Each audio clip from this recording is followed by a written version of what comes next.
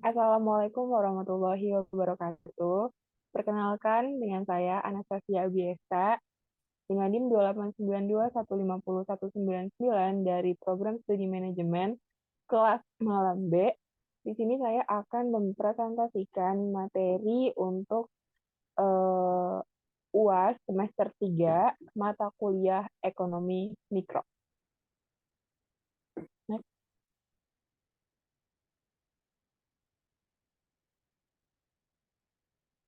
Pada UAS Ekonomi Mikro ini, eh, saya akan menjelaskan beberapa soal esai dan juga pilihan ganda.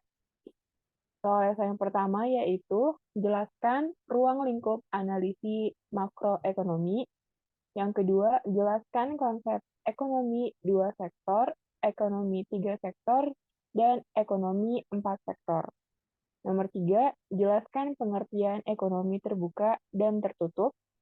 Nomor empat, produk domestik bruto adalah suatu indikator yang dapat digunakan untuk mengukur kinerja perekonomian. Dalam perhitungannya, ada pendekatan pengeluaran dan pendekatan pendapat. Jelaskan. Oke, next. Yang pertama, esai nomor 1, ruang lingkup ekonomi makro. Nah, jadi dalam buku Ekonomi Makro, karya Ali Ibrahim Hashim, ekonomi makro dijelaskan sebagai ilmu yang mempelajari perilaku perekonomian secara keseluruhan atau agregat. Ruang lingkup ekonomi makro meliputi kemakmuran dan resesi, output barang dan jasa perekonomian, serta laju pertumbuhan output, inflasi, dan pengangguran, juga neraca pembayaran dan nilai kurs. Jadi, ekonomi makro adalah kondisi ekonomi suatu negara secara keseluruhan. Aspeknya itu bisa dilihat dari kemakmuran rakyatnya, resesi atau nilai nilai tukar uang negara tersebut, juga ekspor impor, ada juga tentang inflasi dan jumlah pengangguran. Next.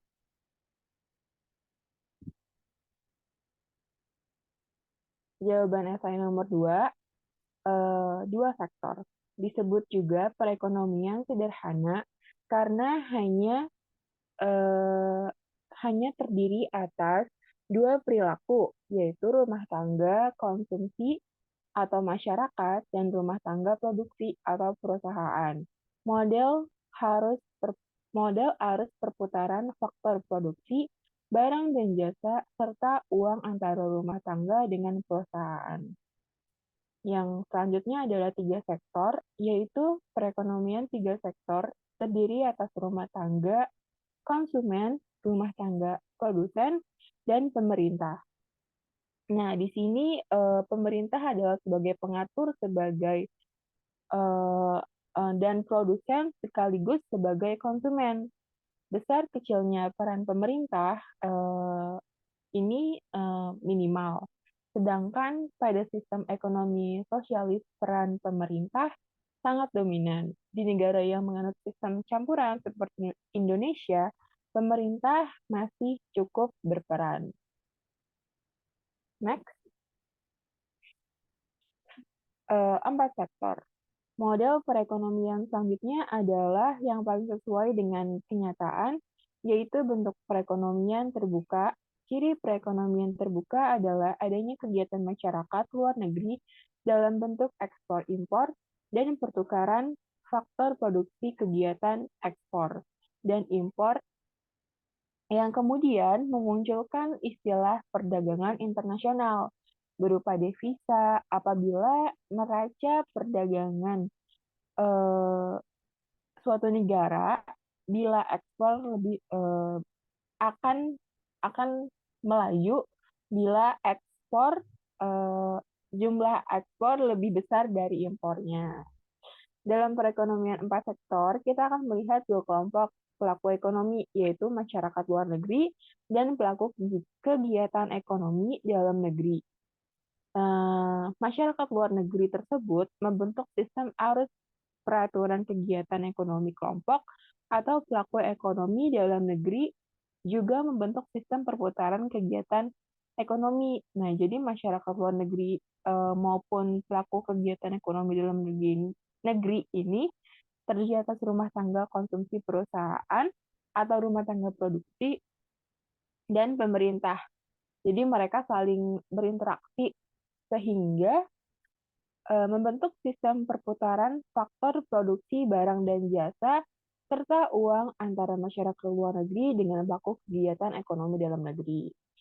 Jadi tadi itu ada 2 sektor, 3 sektor, dan 4 sektor.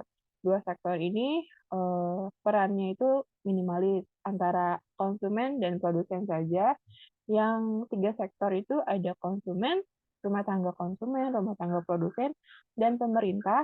Sedangkan yang 4 sektor ada rumah tangga konsumen, rumah tangga produsen, pemerintah, dan juga masyarakat luar negeri yang akan membentuk sebagai perdagangan internasional. Sehingga 4 sektor akan membentuk perekonomian yang lebih kompleks dan juga lebih besar. Next, nomor 3. Nah, jadi ada perbedaan utama antara ekonomi tertutup, yaitu bahwa ekonomi ini jika ekonomi terbuka ada melibatkan perdagangan dengan beberapa negara lain di dunia. Nah, tapi jika ekonomi tertutup, ini hanya mencakup perdagangan domestik saja, yaitu perdagangan yang dilakukan di dalam negeri dan mempertimbangkan perdagangan internasional. Ide utama dari ekonomi terbuka adalah untuk mengglobalkan hubungan ekonomi. Mengikuti ide tersebut, orang yang terkait dengan ekonomi terbuka dapat berinteraksi satu sama lain baik di dalam suatu negara atau di seluruh negara, atau juga di benua. Jadi, ekonomi terbuka memberikan hubungan langsung antara negara. Ide terbuka dari ekonomi tertutup adalah memungkinkan ekspor dan impor dalam wilayah domestik saja. Nah, jadi perekonomian tertutup ini merupakan kebalikan dari perekonomian terbuka. Karena ekonomi tertutup ini jenis ekonomi yang tidak mencakup perdagangan internasional, yang tidak seperti ekonomi terbuka tadi, bahwa ekonomi terbuka ini mempertimbangkan antara ekonomi yang termasuk dalam suatu negara. Jadi yang tertutup itu hanya perdagangan dalam negeri, domestik, dia tidak melakukan ekspor impor. Nah, sedangkan yang terbuka itu bisa melibatkan perdagangan internasional, bisa melibatkan beberapa negara yang pasti mereka melakukan kegiatan ekspor dan impor. Next.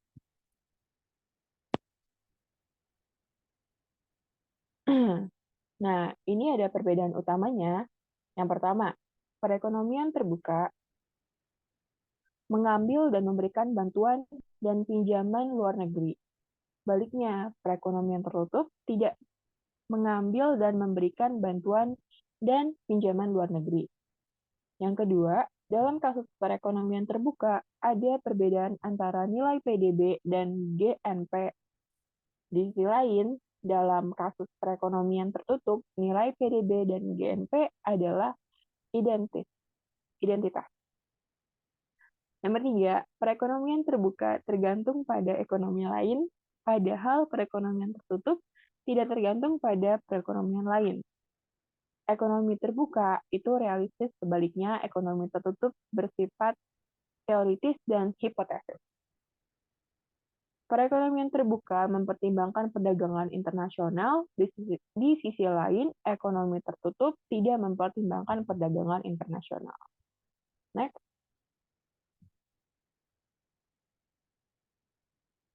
Nah, jadi untuk menjelaskan perbedaan utama antara ekonomi terbuka dan tertutup, ada perbedaan mendasar untuk ekonomi terbuka, yaitu mereka ini ada juga hubungan diplomasi. Kenapa dia dibilang teoritis? Karena mereka melakukan diskusi dan juga mereka melakukan eh, step dan step yang berbeda dengan ekonomi tertutup. Seperti itu. Yang keempat, jawaban esai nomor 4, pendekatan perdagangan approach. Berdasarkan pendekatan pendapatan nasional dihitung dengan menjumlahkan seluruh pendapatan yang diterima masyarakat sama dengan pemilik faktor produksi sebagai barang jasa yang mereka terima dalam proses produksi, yaitu meliputi yang pertama ada upah atau gaji atau batas jasa pemilik tenaga kerja. Yang kedua ada sewa, yaitu jasa pemilik tanah. Yang ketiga ada bunga, balas jasa pemilik modal. Nah, untuk keuntungan atau profit, balas jasa pengusaha, jadi secara alternatif menurut pendapatan nasional ini dirumuskan sebagai Y sama dengan W plus R plus L plus P, yaitu ada bunga, sewa, gaji, dan juga ada pendapatan. Yaitu pendapatan nasional.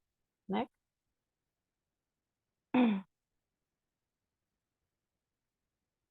R itu pendapatan dari upah dan gaji, W itu pendapatan bersih dari sewa, dan I adalah pendapatan bunga. P merupakan pendapatan dari keuntungan perusahaan dan usaha perorangan. Pendekatan pengeluaran. Nah, jadi pendekatan pengeluaran ini merupakan pendekatan pendapat nasional dihitung dengan cara menjumlahkan permintaan akhir dari para pelaku ekonomi, yaitu konsumen, produsen, dan pemerintah. Dalam suatu negara meliputi yang pertama ada pengeluaran konsumen rumah tangga, yang kedua ada investasi domestik bruto, yang ketiga ada pengeluaran konsumsi pemerintahan, yang keempat ada ekspor neto atau nilai ekspor. Impor per X dikurangi impor per I atau X dikurangi M. Next. Nah, rumus pendekatan pengeluaran ini yaitu Y sama dengan C plus G plus X dalam kurung X dikurang M. Jadi keterangannya ini sama seperti yang tadi, Y merupakan pendapatan nasional, C itu merupakan consumption atau konsumsi rumah tangga, yang I merupakan investment atau investasi, O merupakan government consumption atau pengeluaran pemerintah, X itu ekspor, dan M itu impor. Next.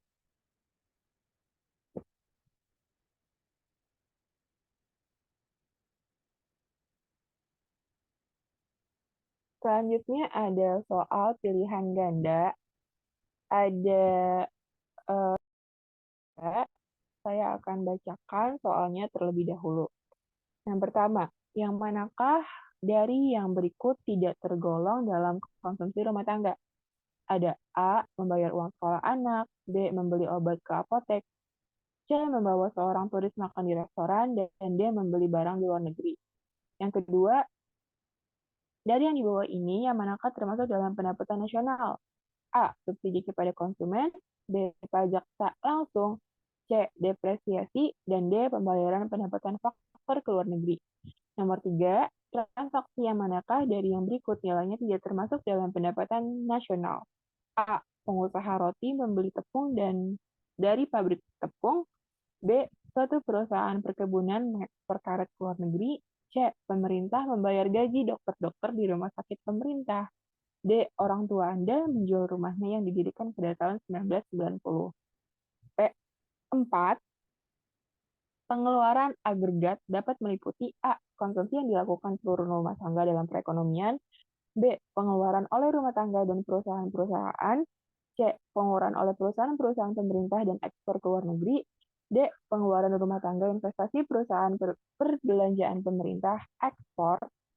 Nomor 5. Komponen dalam perhitungan PDB dengan pendekatan pengeluaran yaitu A. Tenaga kerja, modal sumber daya alam, dan keahlian atau kewirausahaan. B. Pengeluaran konsumsi, pengeluaran investasi, pengeluaran pemerintah, dan ekspor bersih. C. Sumber daya alam, keahlian, pengeluaran pemerintah, dan ekspor bersih. D. Pengeluaran pemerintah, impor bersih, tenaga kerja, modal, dan sumber daya. Nomor 6. Dalam perekonomian fungsi, tabungan adalah S sama dengan minus 200 plus 0,2Y. Pendapatan nasional, keseimbangan adalah 2000. Berapakah investasi dalam ekonomi itu? A. 100, B. 200, C. 300, D. 400. Nomor 7, apabila pendapatan nasional adalah 0, rumah tangga akan A. Tidak akan melakukan konsumsi, B. Bekerja sendiri untuk membiayai hidupnya, C. Mengecek tabungan untuk membiayai konsumsinya, D. Akan membeli barang impor. Nomor 8, langkah manakah yang paling baik untuk mengatasi masalah pengangguran dalam perekonomian? A. Pemerintah mendorong rumah tangga untuk memperbanyak konsumsinya. B. Pemerintah mengurangi tingkat pajak yang dipungutnya. C. Pemerintah memberikan berbagai keringanan fiskal untuk mendorong investasi. D. Pemerintah menaikkan pengeluarannya untuk konsumsi dan investasi. Nomor 9, yang dimaksud dari yang berikut tidak termasuk dalam produk nasional bruto Indonesia. A. Gaji pekerja Indonesia di Arab Saudi. B. Gaji pekerja Indonesia di suatu perusahaan asing. C. Ekspor minyak Indonesia ke Jepang. D. Keuntungan perusahaan minyak Jepang di Indonesia. 10. Apakah yang diharapkan dari menjalankan kebijakan fiskal? A. Menaikkan investasi pihak swasta dan konsumsi rumah tangga. B. Mengatasi masalah inflasi dan mengurangi pengeluaran masyarakat. C. Mengatasi masalah pengangguran dan menaikkan pengeluaran masyarakat. D. Menciptakan kegiatan ekonomi yang tinggi dan stabil. Nah, selanjutnya jawabannya ada di slide selanjutnya. Next.